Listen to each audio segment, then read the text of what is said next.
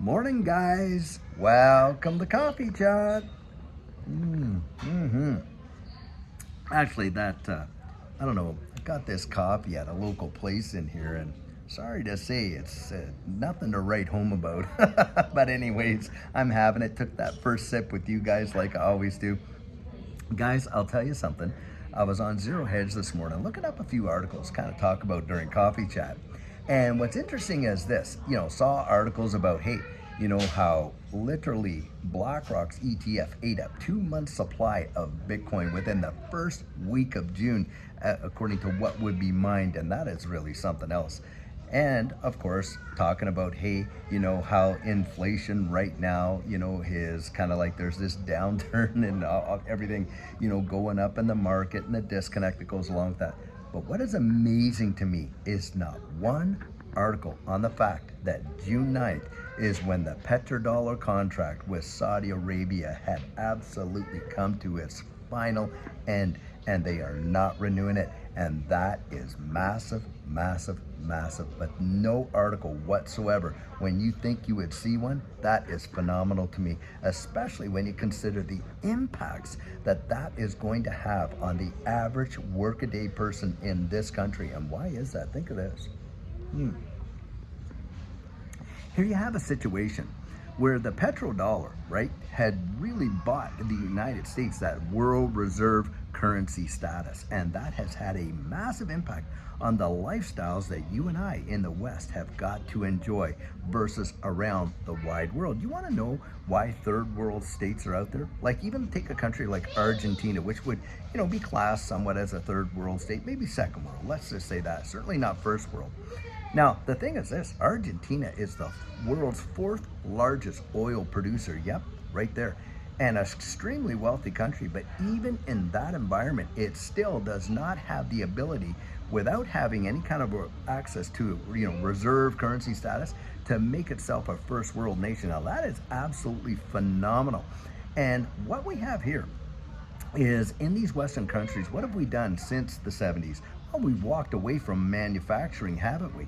And we've shipped that offshore. All our manufacturing and all the goods that you and I buy that come into this country and stuff like that. And hey, we're able to purchase it. Why? Because the purchasing power of our dollar versus other currencies out there has been the strongest, even though it's about, that I've heard someone say it's like the cleanest shirt in the dirty laundry pile, maybe, and something like that. And that's kind of how you have to think about it.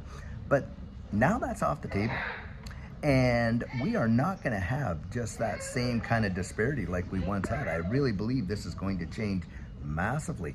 Well, you think about this, and this is an absolute amazingly statistic fact. I've shared this before, but it's actually quite wild. There are more $100 bills in Russia than there are right here in the good old US of A.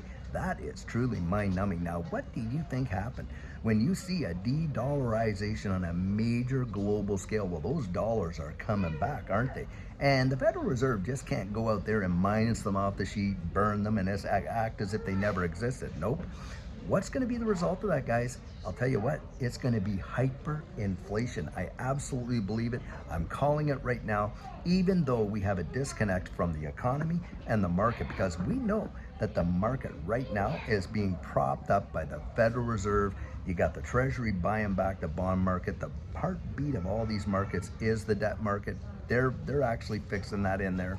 And we are seeing a big disconnect in the economy, and we've watched that happen before. Especially, I pointed out that when this whole thing was going down and the economy of the wide world came to a screeching halt, we had a massive secular bull run that we had not had in many, many years.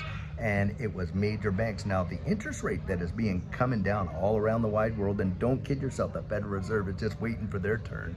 They're all in on it together. They all collude together to come up with this. They did not, the G7 nations did not make these decisions independently of one another. Not on your life. It has been a topic of great discussion, and it's in planning. And so that's for easy money for these major banking institutions. It's not easy money for you and I as retailers, not in the slightest bit. It's the banking institutions that are seeing this easy money, and that's what's going down.